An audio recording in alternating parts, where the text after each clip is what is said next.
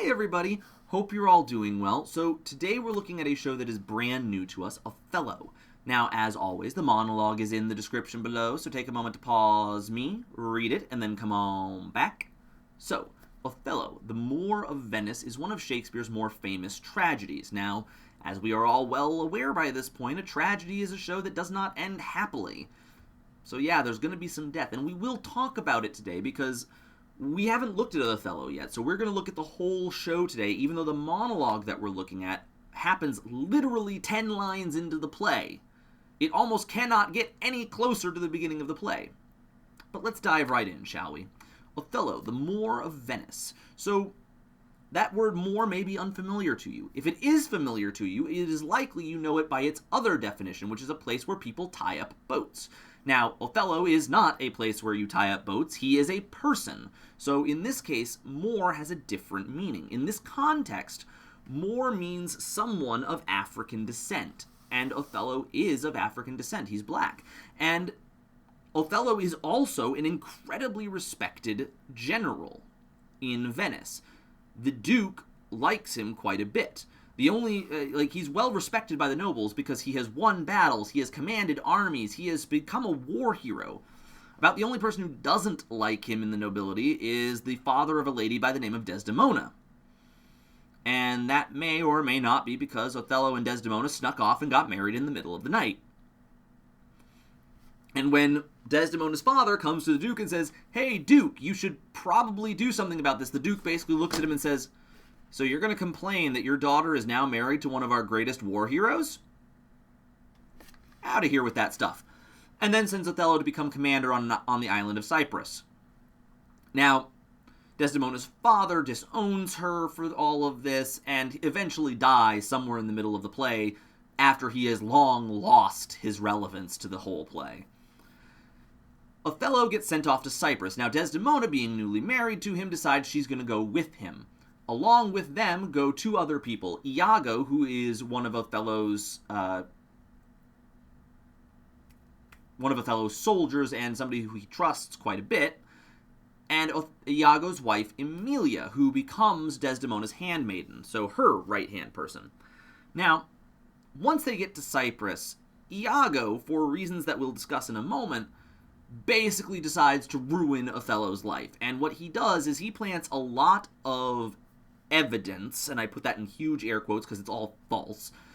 He plants evidence into Othello's brain that Desdemona is being unfaithful. And it gets to the point where he convinces Othello so thoroughly that Othello actually kills his own wife. Like I said, tragedy. And when that happens, then Emilia comes rushing in, explains to Othello, "No, she was totally faithful to you. I don't know what's going on." Iago comes in. Emilia puts two and two together, realizes Iago tricked Othello. Iago kills Emilia, tries to get away, is eventually caught and apprehended and arrested, and we assume that he's going to end up in jail for the rest of his miserable life. And Othello, having seen all of this and recognizing his own evils, takes his own life. Now, here comes the big question of the play. Why? Why does Iago decide to destroy Othello's life? If he's such a good person for Venice, why does Iago hate Othello? Well, there are two reasons for that, both of which are purely within Iago's own brain. So, the first is that Iago believes, mistakenly, that his wife Emilia had an affair with Othello. And why I say mistakenly is because, A, there is literally no evidence to support this in anything. Anywhere. There is nothing. So it's clearly something that Iago has imagined. Now the second one, also, Othello, because of how he treats Desdemona when he believes Desdemona is having an affair, yeah, I don't think Othello's the kind of person that would do that. So, second thing is something that did happen, but I think personally that Iago kind of blew it out of proportion. Now, Iago is a fairly high-ranking person within the military as well. He has seen service, he has served Othello very faithfully, and he believed that he was the person that was going to be chosen as Othello's second-in-command. In fact, he basically thought the job was already his. But Othello goes and chooses a different guy. skipping over Iago. And Iago does not take that well. He thinks that he deserved that position, and so decides, because if all of his service was going to be for nothing and he wasn't going to get what he was rightfully owed, he's going to destroy Othello's life. Now, there's a whole conversation we can have about how you are not owed anything no matter what you've done. There's also a whole conversation we can have about the perception of being owed something when you really aren't. And I think that would be a whole other video, and we could spend another 5-10 minutes talking about just that. But short version is, Iago really doesn't... We don't know for sure what the other guy did to deserve the second in command. We don't know why Othello chose him. And it doesn't really matter in the long run, because Iago believes he's been slighted. Iago believes that Othello has wronged him, and so that's what spurs on the rest of the play. And so whenever we hear Iago talk about Othello, or about the guy who took his job, we kind of have to take it with a grain of salt as an audience, because, clearly Iago is biased. He doesn't like these people. So the monologue we're looking at is Act 1, Scene 1. Like I said, it's the 10th line of the show.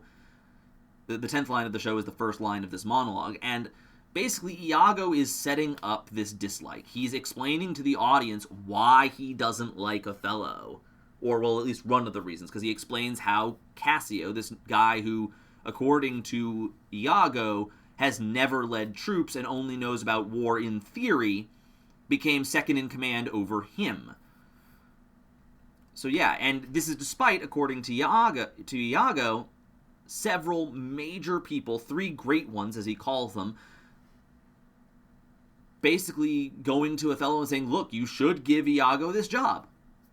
So yeah, Iago is basically, this has recently happened. Cassio has just recently been named Othello's second in command, and Iago is angry about it. He's upset, and he's kind of releasing that fury, which is very different from the rest of Iago, because the rest of Iago is very cold and calculated. But let's take a look at him when he's not very happy, shall we?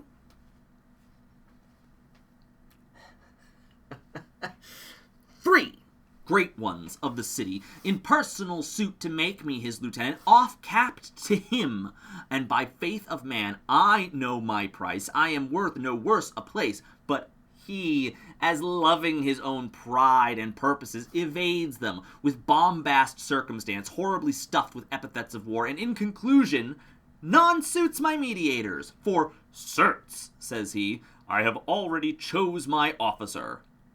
And what was he?